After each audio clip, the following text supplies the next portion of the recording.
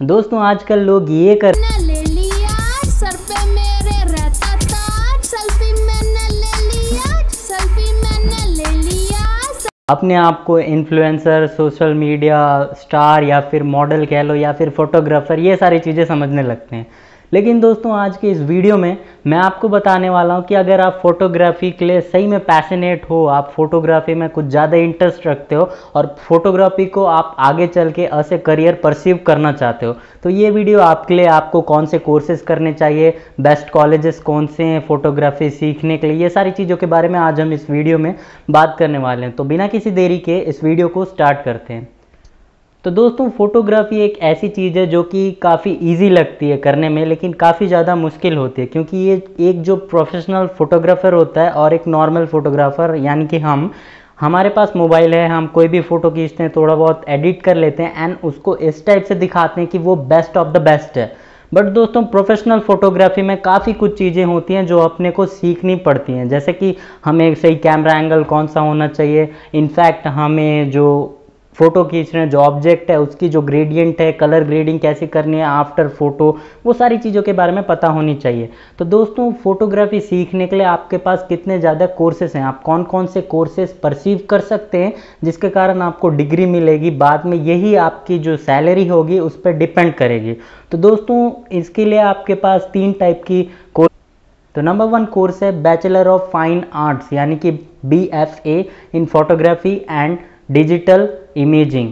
ये वाला कोर्सेज आपको 5000 के अंदर देखने को मिलता है। ये 1 ड्यूरेशन का कोर्सेज है, मतलब 1 ईयर का ड्यूरेशन का कोर्स है, इसको आप इजीली कर सकते हैं। एंड सेकेंड कोर्स जो होता है वो bachelor of visual arts and photography. ये कोर्स आपको लगभग 5000 to 3 लाख का देखने को मिलता है। ये उसका जो भी फीस है वो होता है। ये भी आपको 1 ईयर का ड्यूरेशन में ये कोर्स कंप्लीट करना होता है। इस पे आप कई सारी चीज़ें सीखते हैं, आप इसे गूगल कर सकते हैं, ये सारी कोर्सेस मैं आपको जो बता रहा हूँ।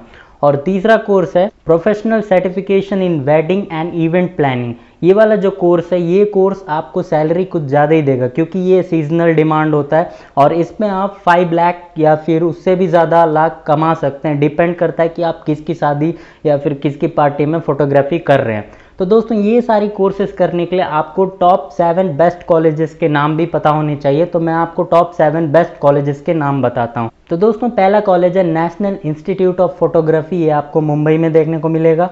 सेकंड कॉलेज है दिल्ली कॉलेज ऑफ फोटोग्राफी, ये आपको न्यू दिल्ली में देखने को मिलेगा। National institute of design Ahmedabad में ये कॉलेज देखने को मिलेगा। लाइट एंड लाइफ एकेडमी, ये आपको ऊटी में देखने को मिलेगा। Asian academic of film and television, ये आपको नोएडा में देखने को मिलेगा। ये भी काफ़ी अच्छी कॉलेज है।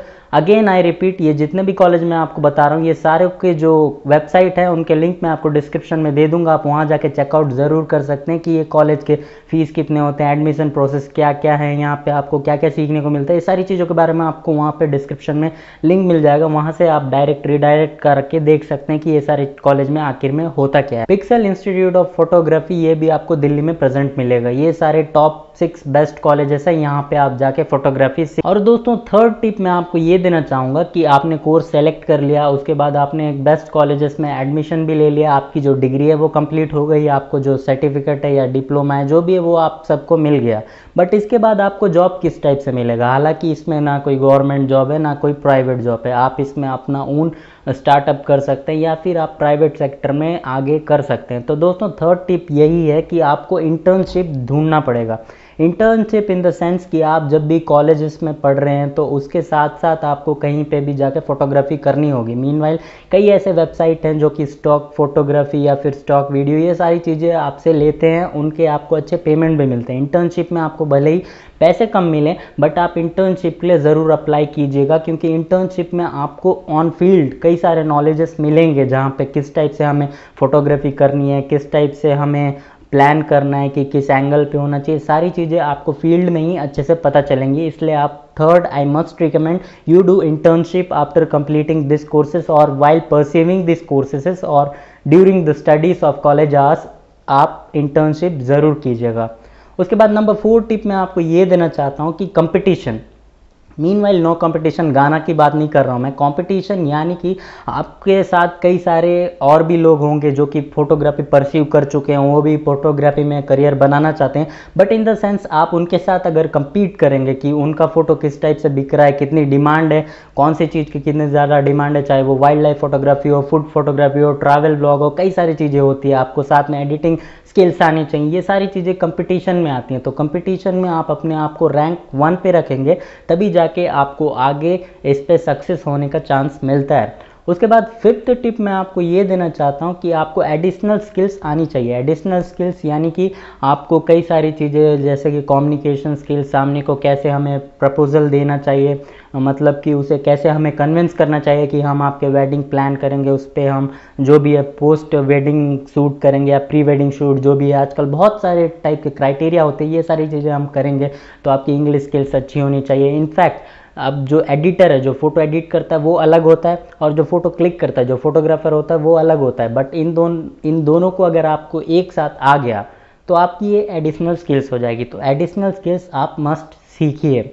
आपको यूट्यूब पे कई सारी चीज़ें मिल जाएंगे कि किस टाइप से किस ऑब्जेक्ट का फोटो लेना है, लाइटनिंग कंडीशन क्या होनी चाहिए, एक्सपोजर क्या होना चाहिए, शटर स्पीड क्या होना चाहिए, बेसिक चीज़ें आपको तो कोर्स में पता चल ही जाएंगी, बट एडिशनल स्किल्स में ये सारी चीज़ें आप पोस्ट फोटोग्राफी के बाद सीखते हैं। मतलब कि फ़ोटो क्लिक किया, उसके बाद उसको एडिट करके जब आप सामने बेच रहे हैं या फिर अपलोड कर रहे हैं, जो भी कर रहे हैं, तो आपको ये सारी चीज़ें आनी चाहिए।